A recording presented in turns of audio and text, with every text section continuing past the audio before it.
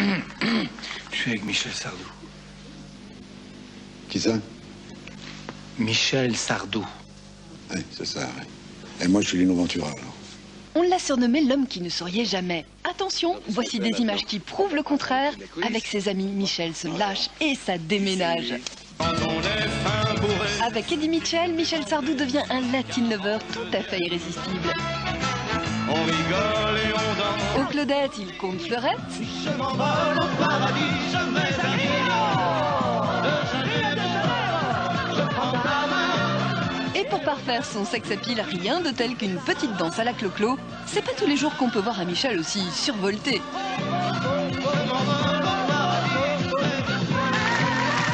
Et pourtant, l'histoire se répète pour le bonheur de ces dames. Sur la tournée des Enfoirés, Michel et quelques-uns de ses plus fidèles amis adoptent la rock'n'roll attitude.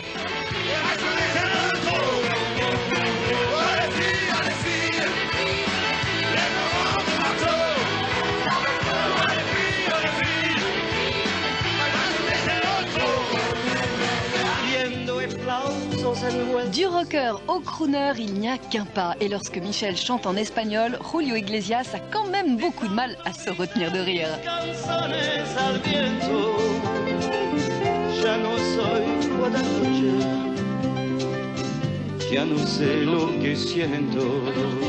Pour les beaux yeux et la permanente de Sheila, Michel redevient petit garçon. Les filles déjà. On le prend, dit maman.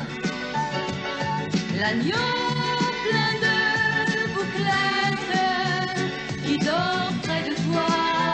Prends-le, maman.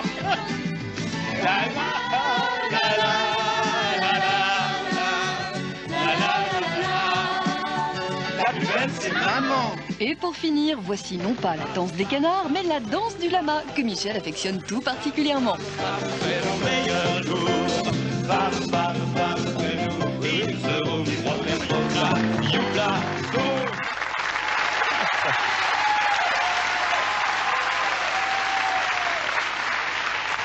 Ça va? C'était sympathique.